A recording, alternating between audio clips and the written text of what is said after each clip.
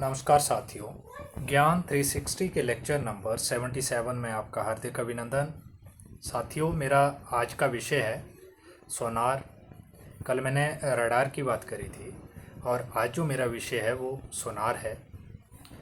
तो रडार को थोड़ा सा रिव्यू करें तो कल हमने देखा कि किस तरह से रेडियो वेव्स जो है वो एक इलेक्ट्रॉनिक डिवाइस रडार होता है वो छोड़ता है और फिर वो उसके रास्ते में जो वस्तुएं आती है उससे टकराता है और उसके बाद फिर वो वापस आता है और इस वजह से हम उसकी ऑब्जेक्ट की स्थिति का पता लगा पाते हैं कि कितनी दूरी के ऊपर जो है कोई ऑब्जेक्ट है।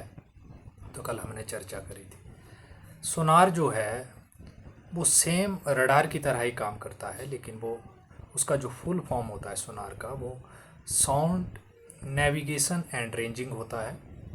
जो रडार था वो रेडियो डिटेक्टिंग एंड रेंजिंग था, तो जो सोनार होता है साउंड नेविगेशन एंड रेंजिंग होता है। ये जो डिवाइस होता है और इसको हम पानी में जब पानी के जहाज़ होते हैं, शिप वगैरह होते हैं या बोट्स वगैरह होती है, तो उसमें हम यूज करते हैं। मतलब अंडर वाटर जो ऑब्जेक्ट्स है उनको फाइंड आउट करने के लिए हम सोनार का यूज करते हैं। और सोनार क्या करता है कि रडार में हम रेडियो वेव्स को यूज करते थे, यहाँ पे साउंड वेव्स को यूज करते हैं। वो साउंड वेव्स जो है वो सोनार एक तरह से ट्रांसमिट करता है और फिर वो जब ट्रांसमिट करती है तो उसके रास्ते में अगर कोई ऑब्जेक्ट आएगा तो फिर वो वहाँ उससे टकराती है और टकराने के बाद वो बाउंस बैक होती है, वापस आती है बिल्कुल रडार की तरह।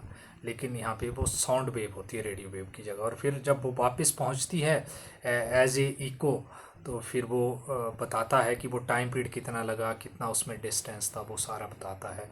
तो इस तरह से जो है वो सोनार का यूज हम पानी में करते हैं। मान लीजिए हमने किसी सागर की गहराई को, पानी की गहराई को पता लगाना है तो हम सोनार का यूज करते हैं।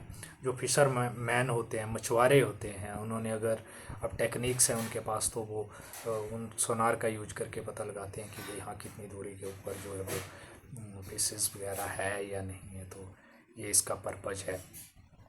तो टेक्नोलॉजी का युग है और इस तरह से। और जब टाइटैनिक की हम बात करें, टाइटैनिक की कहानी हमने पढ़ी थी जब कॉलेज में थे, तो किस तरह से वो पहली यात्रा पर निकला था और फिर इतना वो शाही, इतना बड़ा पानी का जहाज़ था, वो शिप था, लेकिन इस तरह की टेक्नोलॉजी ना होने के कारण वो एक बड़े बर्फ़ के टुकड़े से टकराने के बाद किस तरह से टूटा था। तो आज हमारे पास टेक्नोलॉजी है फिजिक्स की वजह से, तो ज़रूर आपको समझ आया होगा। नमस्कार, राधे राधे।